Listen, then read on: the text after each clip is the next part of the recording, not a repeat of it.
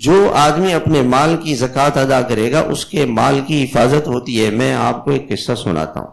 ہندوستان کے اندر انگریزوں کا دور حکومت تھا، اور اس میں ایک انگریز تھا، اس کا ایک باغ تھا، تو اس نے ایک مسلمان کو اس میں چوکیداری کے لیے مالی بنا کے رکھا ہوا تھا۔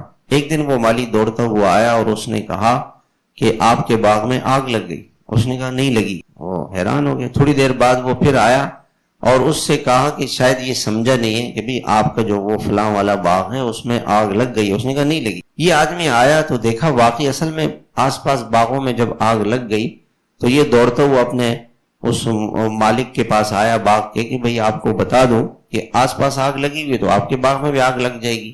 لیکن اس نے دیکھا کہ سارے باغ جل گئے تھے، اس کا باغ بالکل سلامت، بالکل نہیں جلا۔ تو اس نے آ کے اس انگریز سے کہا کہ تم یہاں بیٹھے ہوئے تھے دفتر میں اور تم نے کہا کہ میرا باغ نہیں جلا ہے، جا کے دیکھو۔ میں نے دیکھا تو تمہارا باغ بچا ہوا تھا، اس کی کیا وجہ ہے؟ اس نے کہا کہ میں تم مسلمانوں کے ساتھ رہتا ہوں تو میں نے مسلمانوں کی کتاب میں یہ پڑھا ہے کہ جو آدمی اپنے مال کا صحیح طریقے سے زکوٰۃ ادا کرے جیسے اللہ تعالیٰ نے بتایا ہے، اللہ اس کے مال کی حفاظت کرتے ہیں۔ تو میں جو اس باغ کے اندر سے پیداوار آتی ہے، جو اگر ایک باغ ہے اس کا وہ بارش کے پانی سے سیراب ہو رہا ہے تو 10 من میں سے 1 من اللہ کے نام، 100 میں سے 10 من، 100 منوں میں سے 10 من اللہ کے نام۔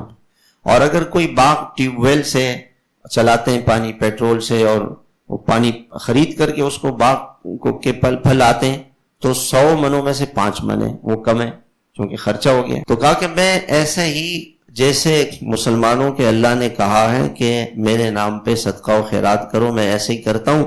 مجھے یقین ہے کہ مسلمانوں کے خدا سچے ہیں اور ان کی بات سچی، اور میرا باغ جو ہے وہ نہیں جلے گا۔ کافر بھی اس زمانے میں ایسے تھے۔